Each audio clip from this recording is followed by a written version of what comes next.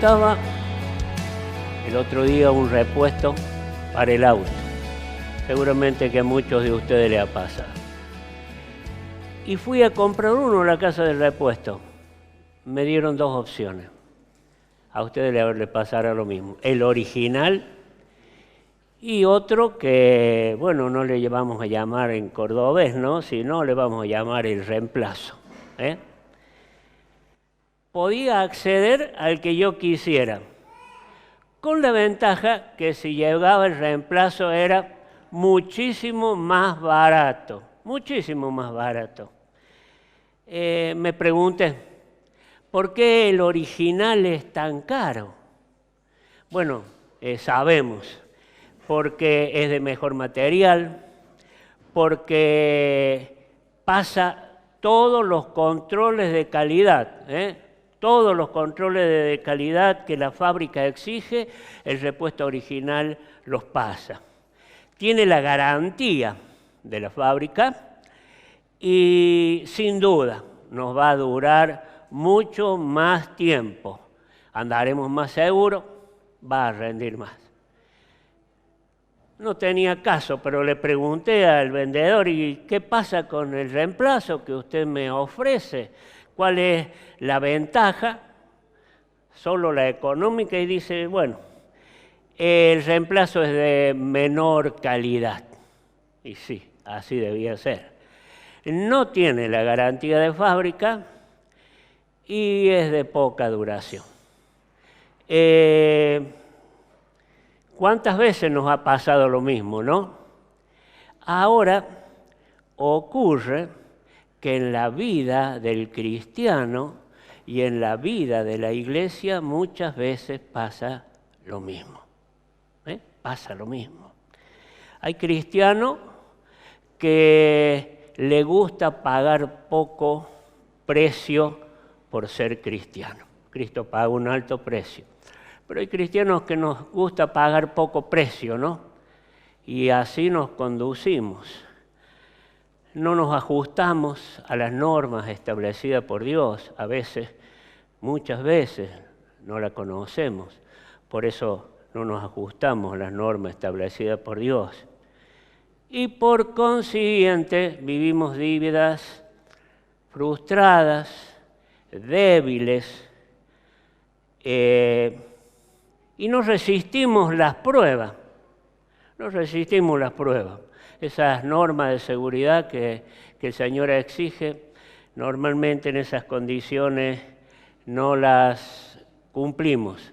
El Señor dio una parábola del el grano de trigo que cae en tierra, y entre 4 opciones hay 2 que yo destaco, la que cayó entre piedras y la que cayó entre espinos. Y la que cayó entre piedras no tenía raíz, dice, se secó, no duró nada. La que cayó entre espinos, los espinos la ahogaron y también se murió. ¿Cuántas veces nos pasa como cristianos, no? Que por no tener raíces en el Señor, las dificultades nos matan, nos queman. Y por estar rodeado muchas veces de gente no apropiada, sus costumbres nos asfixian y nos apartan del camino del Señor. Dios busca hoy cristianos originales, así como dijimos. ¿Quién iría mañana a comprar un repuesto que no sea original? Con esta perspectiva, ¿no? Yo quiero un original. Sabemos que va a rendir. Cristo busca cristianos originales en este tiempo. Estos tiempos tan difíciles, ¿no? Para la iglesia, para el cristiano. Dios sigue buscando cristianos originales y verdaderos. Que se parezcan al original que es Cristo. Cristo es a quien tenemos que mirar y a quien tenemos que parecernos. Cristianos que se parezcan a Cristo, que su conducta, que su carácter sea la integridad, la excelencia, el compromiso, la santidad, una vida consagrada a Dios. Estos son los cristianos que Dios necesita y está buscando hoy, de aquí, de donde vos estás, donde nosotros estamos. Yo quiero mostrarte algunas características según la palabra, según la iglesia de los primeros tiempos. Esos cristianos que nos antecedieron, que estuvieron tan cerca de Cristo que lo podían imitar. Imitaban el original y se esforzaban por lógica. Y entonces ellos nos dan ejemplo y podemos sacar ejemplo de cómo ellos se conducían. Yo quiero darte 4 pautas, ser lo más breve posible, pero quiero que prestes atención porque es muy importante. Si querés ser un cristiano aprobado por Dios, si querés ser un cristiano al cual Dios use, si querés ser un cristiano de este tiempo que haga la diferencia, vamos a ver 4 pautas que nos da la iglesia allí en Hechos capítulo 4, versículo 23 al 31. Yo no lo leo, solamente voy a mencionarte los versículos. Si querés tener la Biblia abierta, voy a tratar de ser textual y te doy el pasaje. Encontramos 4 características de la iglesia del principio, a la cual vamos a hacer bien en imitar. Primero, los primeros cristianos eran conscientes de los tiempos que estaban viviendo. Importante, queridos hermanos, no perder de vista los tiempos que estamos viviendo. La iglesia del principio era consciente de los tiempos que estaban viviendo. Dice el versículo 27, porque verdaderamente se unieron en esta ciudad contra tu santo Hijo Jesús, a quien ungiste para hacer cuanto tu mano y tu consejo había antes determinado que sucediera. Primero, la iglesia de los primeros tiempos, dijimos, era consciente de que estaba viviendo tiempos difíciles, porque verdaderamente se unieron en esta ciudad contra tu santo Hijo Jesús, a quien ungiste. Esta era la convicción que tenía el pueblo, los sacerdotes y aún el pueblo que no era judío se había unido contra Cristo y había determinado aún persecución para la iglesia. Pero fíjense qué notable, para hacer cuanto tu mano y tu consejo había antes determinado que sucediera. Ya David había en un salmo escrito acerca de lo que iba a ocurrir en esos tiempos cuando el gobierno se levantaba, cuando la iglesia iba a ser perseguida. Los primeros cristianos tenían conciencia de esto que iba a ocurrirles.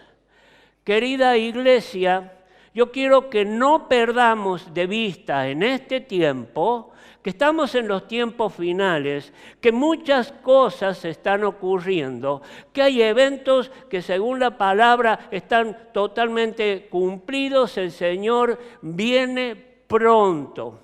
Y habla la palabra que en los tiempos del fin serán como en los días de Noé, y entonces habrá gran caos en la sociedad y en la gente. Se levantarán no tan solo contra la iglesia en una persecución abierta, sino la persecución más grave que tendrá la iglesia en estos tiempos será de ideologías que querrán confundirnos, de principios establecidos que bajarán aún como en este tiempo del gobierno y entonces traerán a la iglesia y a los cristianos, por sobre todas las cosas débiles y no conocedores de la palabra, traerá confusión.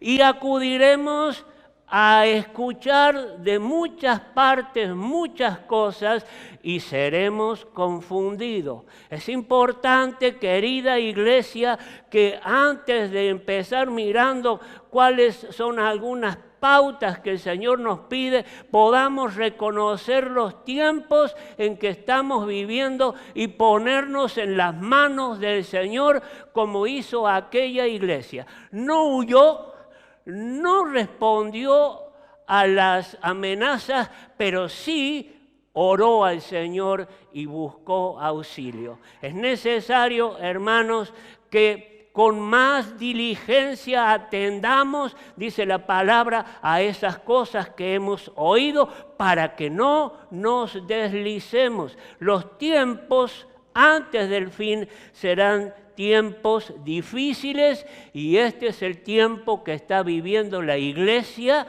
y tenemos que estar atentos. Repito, la persecución tal vez no sea cerrarnos las puertas de la iglesia.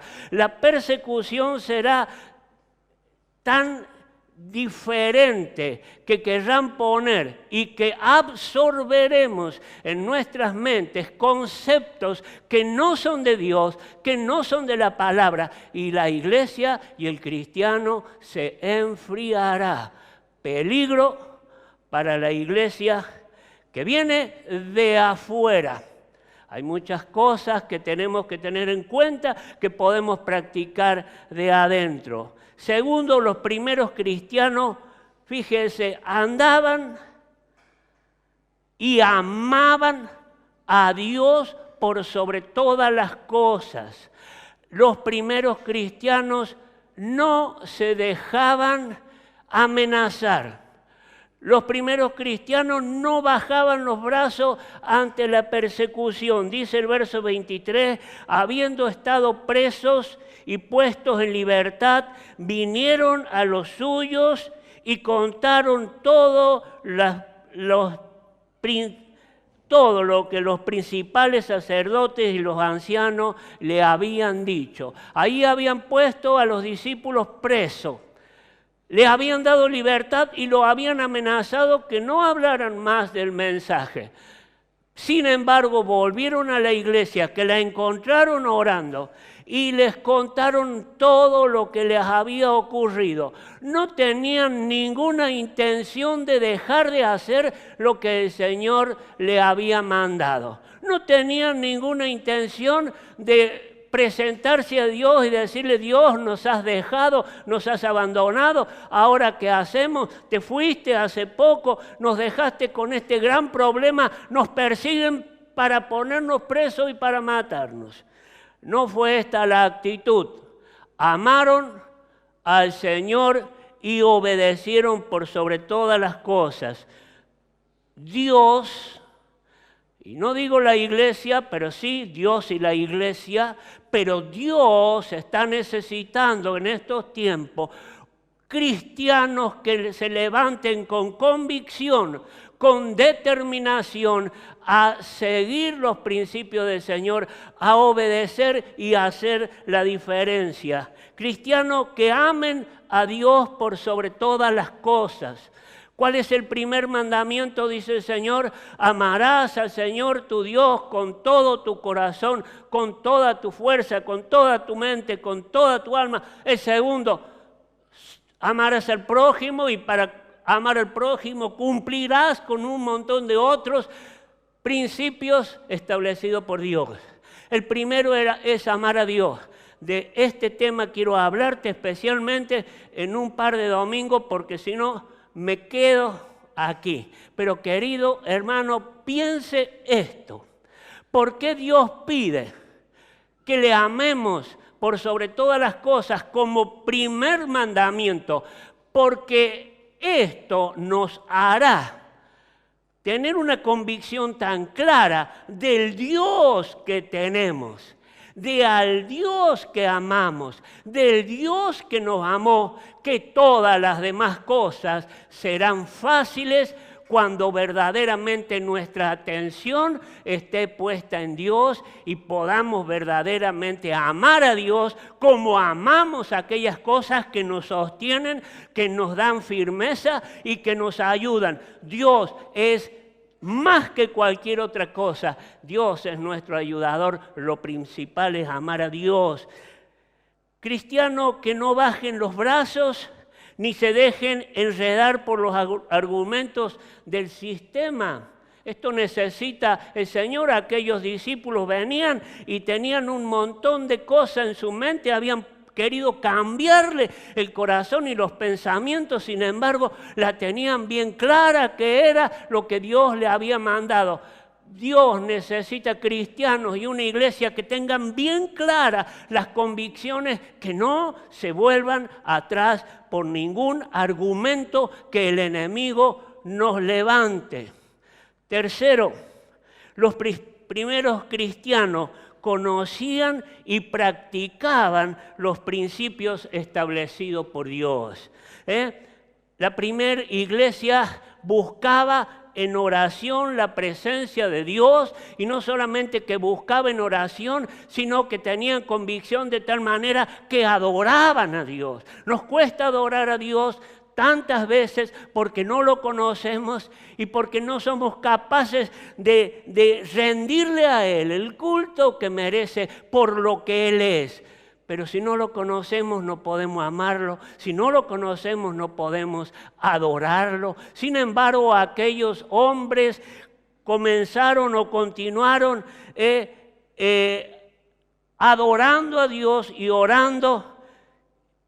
Y segundo, conocían la autoridad de Dios. Dice el versículo 24, y ellos, habiendo oído la iglesia, ¿qué hicieron?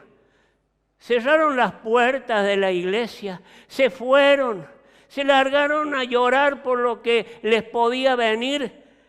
Y ellos, habiendo oído, alzaron unánime la voz a Dios y dijeron: soberano, Señor, tú eres el Dios que hiciste el cielo y la tierra, el mar y todo lo que en ellos hay.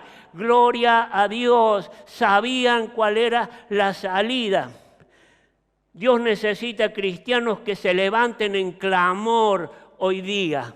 Pero dice que habiendo oído alzaron unánimes. Quiere decir que no se fue cada uno a su casa y dijo: me voy a orar en casa, ¿sabes? Voy a orar por vos para que el Señor te ayude. Voy a orar para que esta gente baje la guardia y no nos persiga.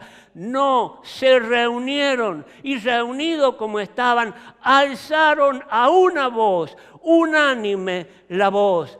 ¿Qué necesidad tenemos, queridos hermanos, para ser aquellos cristianos que Dios use en estos últimos tiempos, reunirnos a orar y unánimes clamar al Señor en una voz, diciendo amén a la oración del hermano y continuando con mi clamor y mi hermano apoyándome? Mira qué bueno y delicioso es cuando los hermanos están juntos, porque allí envía el Señor bendición, vida eterna.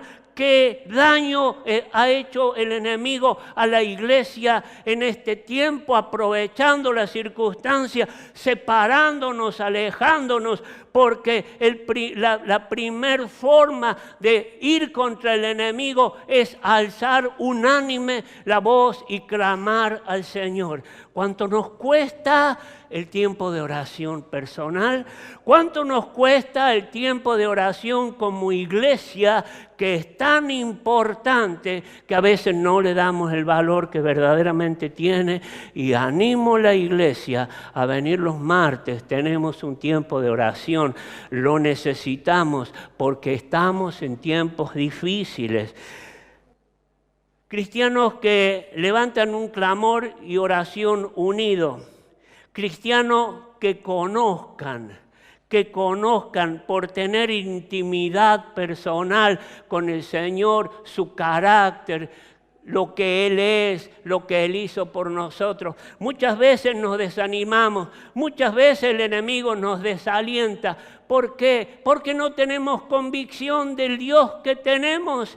Sin embargo, estos hermanos dice que alzaron unánime la voz y dijeron, ¿qué dijeron? Señor, sácanos el problema.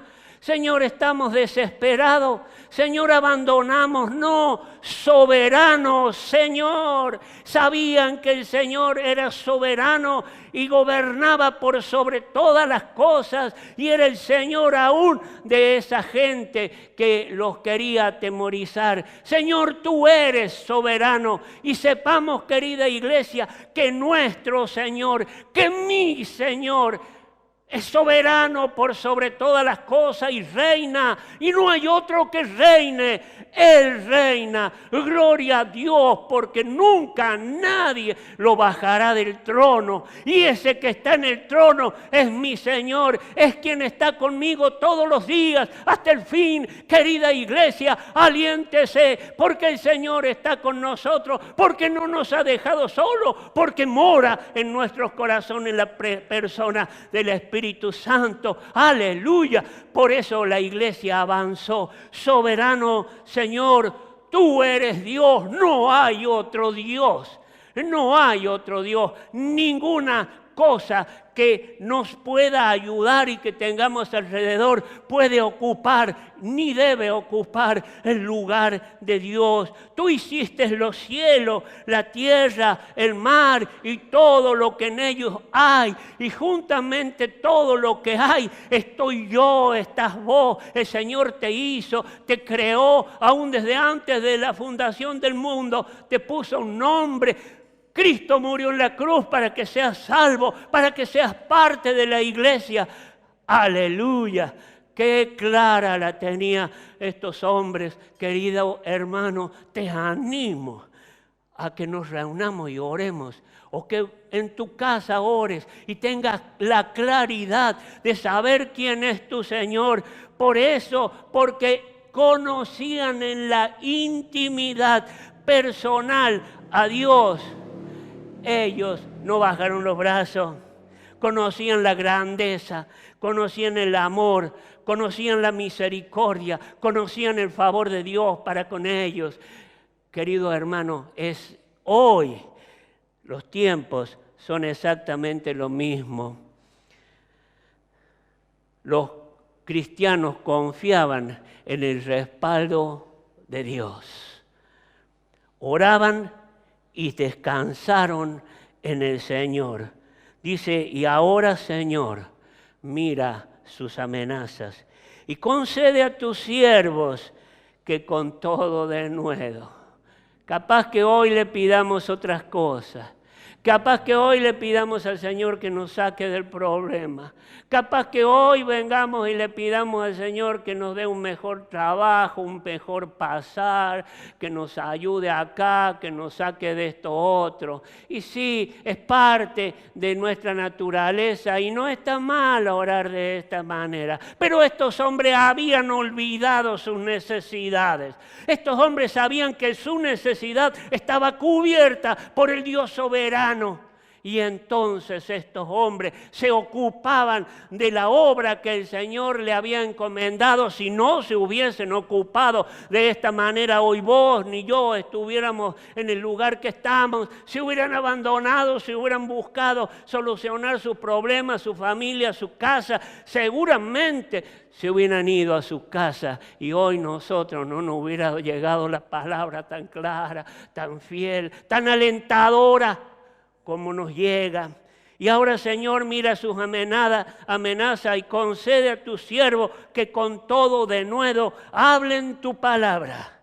Mientras,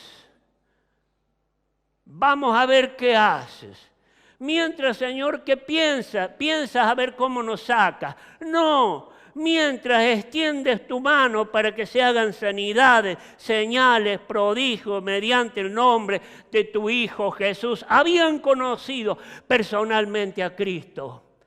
Pero dice la palabra que bienaventurados los que no vieron ni creyeron. Queridos, sos más bienaventurados que aquellos hombres que conocieron a Cristo de primera mano, porque por fe podemos conocer al Señor. Y por la fe vemos al Señor y vemos sus milagros, vemos sus prodigios, vemos sus señales. ¿Alguna vez te pusiste a mirar y a hacer un recuento de cuántas cosas hizo el Señor por vos y para vos.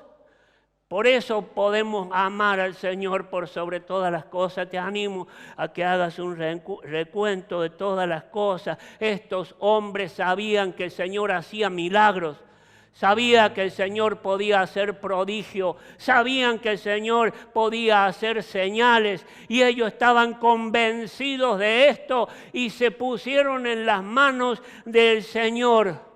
No temieron a las amenazas, se pusieron en las manos del Señor. Mientras ellos, puestos en las manos del Señor, le abrían la puerta a las señales, los milagros y los prodigios. Querido hermano, ponete en las manos del Señor. El Señor tiene milagros, obras para hacer a través tuyo en este tiempo para que el mundo crea.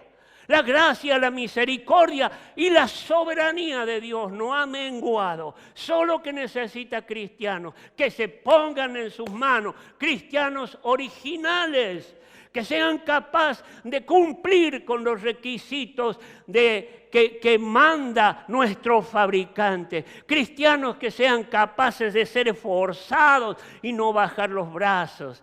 Esto busca el Señor. Quiero dejarle 2 o 3 puntos que son claves. Dice, y se los leo.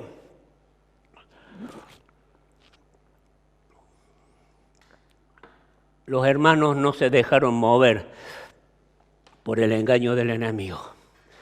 Querida iglesia, yo no sé usted cómo ve las cosas, pero el enemigo se ha levantado contra los cristianos. Si no, haga un recuento de este día. El enemigo quiere destruir tu familia. El enemigo quiere destruir tus hijos. El enemigo quiere destruirte a vos. Quiere destruir tu testimonio. Eso quiere destruir el enemigo. Querido hermano, ahora Señor, mira sus amenazas. ¿Quién amenaza? ¿El amigo? ¿Quién amenaza? El enemigo. Orá, querido hermano, iglesia, levántate orando. Señor, mirá cómo el enemigo se ha levantado. Pero Señor, confiamos en tu poder. El Señor necesita cristianos, porque si vas a ser parte de la iglesia de este tiempo, de esta iglesia, en este lugar en el cual el Señor te puso, el Señor necesita cristianos que sepan enfrentar la guerra espiritual en la que estamos. Porque no tenemos lucha contra sangre y carne. La guerra no son los que te rodean, ni mucho menos aquellos cercanos. La guerra está establecida contra el diablo que vino a hurtar, matar, destruir. El Señor necesita en este tiempo cristianos que sepan que están en guerra espiritual. Que no se sienten a descansar. Que no se sienten a esperar solo los milagros y que el Señor me ayude.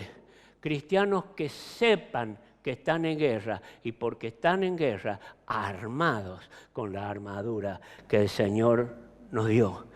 Que sepan discernir espiritualmente. Nos ocurren cosas y a veces creemos que son circunstancias. Nos ocurren cosas y a veces creemos que es una enfermedad, un problemita y porque ya soy así, porque los problemas lógicamente me tienen que venir. No, querido hermano, no acepte enfermedades, problemas, desorden, desastres en su casa. El Señor necesita cristianos que sepan discernir lo que viene del enemigo y lo que no viene del enemigo. Porque de esta manera no solo estaremos alerta, sino estaremos peleando contra el enemigo. Y querido, la lucha contra el enemigo no es suya ni mía, es del Señor que ya venció. Solo que nosotros nos han sido dadas armas para que vamos contra el enemigo. La rectitud, la verdad, el conocimiento de la doctrina, la fe. Estoy parafraseando la armadura del cristiano. el conocimiento de la palabra, la doctrina que el Señor nos ha dado. Un corazón recto, un corazón verdadero, fe, para que podamos ir contra las acechanzas del diablo. Cristianos que oren en el Espíritu. Cristianos que oren en el Espíritu. No, Señor, bueno, vos sabés todas las cosas, yo creo en vos, Señor, ayúdame por todo, yo descanso en vos, y bueno, Señor, vos sabés lo que está pasando. No, querido, la guerra espiritual es puntual. Conforme el enemigo esté batallando contra tu vida y quiera destruirte allí, tenés que ir al punto. Si es una opresión contra la opresión, si es una enfermedad contra la enfermedad, si es un temor contra el temor, tenés que ser puntual. Para eso tenés que tener discernimiento espiritual, y para tener discernimiento espiritual habrá que ir dejando a un lado algunas cosas y ser lleno del Espíritu, como dice la palabra. Pero para ser lleno del Espíritu no solo se es lleno orando, sino se es lleno vaciando. Y cuando te vacías de vos mismo, entonces orá al Señor. Y en ese lugar el Señor pone su poder, su gracia. Y entonces vamos siendo cristianos victoriosos. Cristianos que oren por sus vidas y por sus familias. Nos hemos propuesto algunos hermanos en esto. Y querido, si bajamos los brazos, el enemigo nos va a querer destruir. Primero es necesario que ores por vos mismo, para que tengas autoridad espiritual. Y segundo, cubras tu familia y a todos los que te rodean. Dice que estos cristianos oraban por denuedo. ¿Qué es denuedo? Valor para avanzar a través de los temores y hacer la obra que el Señor nos dio para hacer. El diablo podrá ponerte temor, querrá atemorizarte, querrá ponerte en una circunstancia personal, familiar o como iglesia, que digas de acá no salimos, no funciona, esto no va más, nunca digas no va más.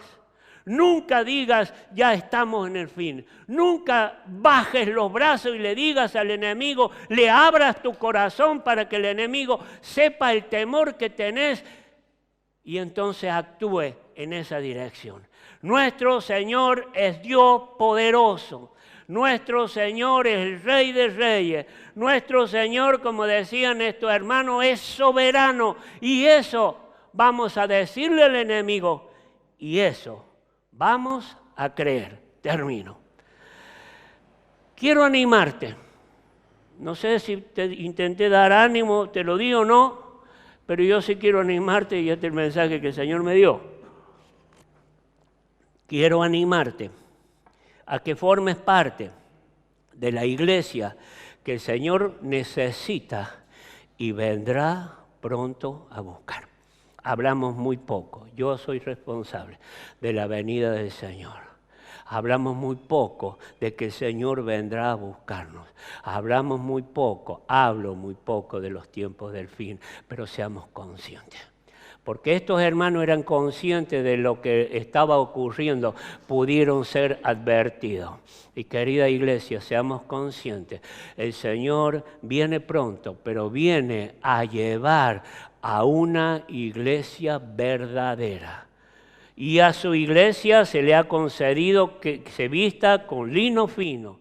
Y lino fino son las acciones justas de los santos.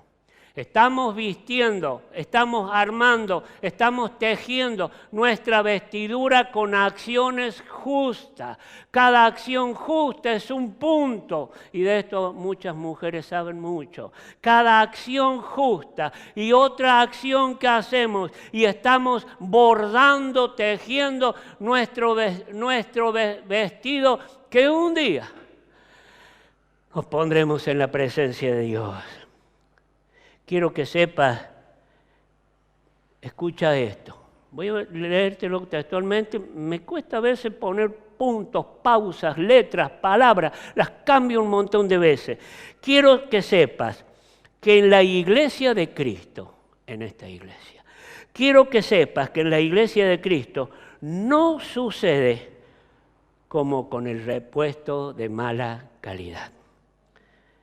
Que no se puede acondicionar ni volver al original otra vez.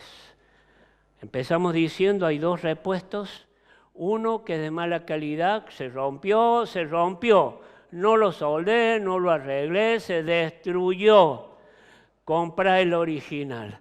Ahora, querido hermano, qué importante, porque en la iglesia, si fracasaste, si te quedaste, si te das cuenta que no avanzaste, siempre hay tiempo para el Hijo de Dios.